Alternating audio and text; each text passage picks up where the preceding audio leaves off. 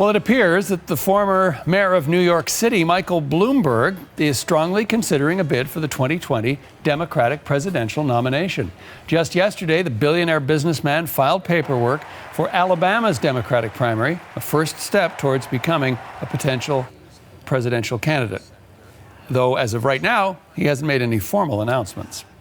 For a closer look on what it means and what impact it could have on the Democratic race, we're joined by Christy Setzer. She's a Democratic strategist who's worked on presidential campaigns for Vice President Al Gore and others. She's also president of the New Heights Communications, and we've reached her in Washington. So, long list of accomplishments there.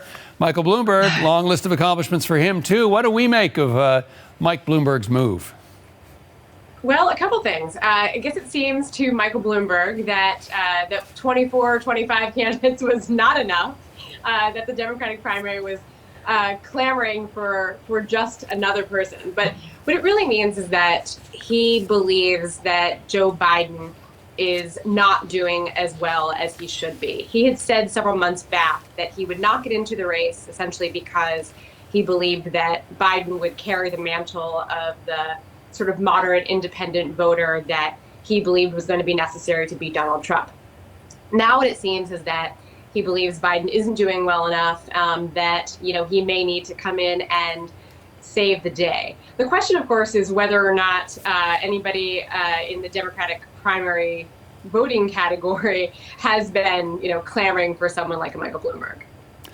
Yeah, in fact, in Toronto not too long ago, that question was put to him, and he said quite specifically he thought he could do more outside of politics than in. He's worth some $40 billion. Yes. He has influence, and he has lobby groups, and he has anti-gun organizations. So why would he want to be president? Right, that's a great question. And in fact, he has made a substantial impact outside of politics with his groups like Everytown for Gun Safety and Moms Demand Action. In fact, in the recent Virginia elections just last week, one of the major players in the Virginia elections were these gun groups that outspent the NRA something like 8-1. So really, I suppose the question is, why does he want to get in? I guess because he thinks he can win. He's also said that he would get out if it looks like there's not any interest in his candidacy. So I think he's trying to have it both ways a little bit. I think that's why you see him putting a toe into the Alabama primary. To me, that sort of signals that maybe he's not ultimately serious. He just wants to keep his options open. But what does this do potentially to the race? And we're thinking, for example, Sanders, Biden, right. Elizabeth Warren, somebody like Bloomberg, cat amongst the pigeons maybe. What effect could he have right. on the race? Well, I think the best way to look at this is to think about the impact that somebody like a Tom Steyer has already had on the race, right? So, Steyer is obviously also a billionaire, has been able to, in the words of some of his critics, buy his way onto certain ballots and into certain polls and even debates. But he hasn't been able to break past a, say, 3 percentage point threshold, which isn't going to be enough in any state, obviously. How do you get from, 3% in the polls to 15 or 20 or whatever it is it's going to be necessary to really get you to, win, place, or show in Iowa and New Hampshire?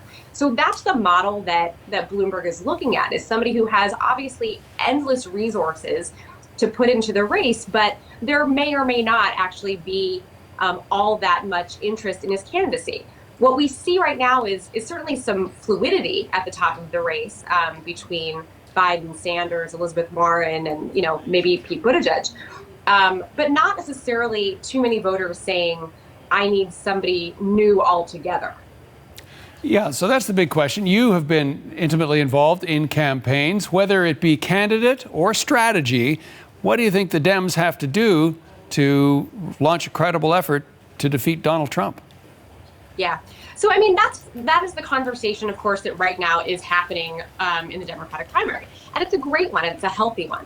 And the question is, is the best person to beat Donald Trump someone who is sort of more of a moderate or a centrist, or someone who we believe can appeal to moderate independent voters, even disaffected Republicans, or is it somebody who really gins up the Democratic primary base?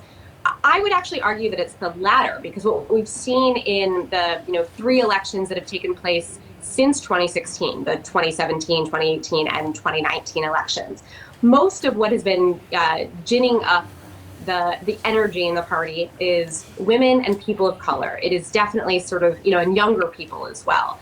It's not really necessarily the sort of, moderate voter who may vote Republican, may vote, Democratic, maybe they're sort of an independent.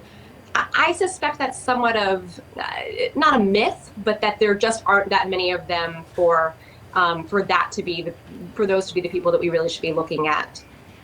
Okay, one more quick question before we let you go. The impeachment hearings go public next week. How do you think the testimony there might affect the 2020 race? Yeah, in a couple of ways. The first way is that for a number of the people who are running for president in the Democratic primary, they are members of Congress. They're sitting members of Congress. So they have an even more substantial platform by which to talk about impeachment, because they can talk about how they're going to vote. They can talk about why we're doing this.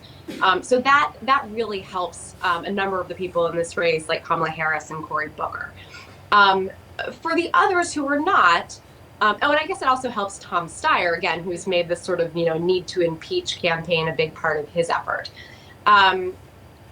Otherwise, it mostly creates this question again of what will be appealing to people both in the primary and in the general. And since the country is split pretty much right down the middle in terms of those who are saying they want both impeachment and removal of the president, and those who may support an inquiry but aren't ready to go so far as to say that they support actual impeachment or certainly removal, it's a bit of an open question as to how strongly to talk about this versus other issues. Lots to watch for. Thanks for helping us do it, Christy. We really appreciate your time. Great, thank you. Christy Setzer is a Democratic strategist, and she joined us from Washington, D.C.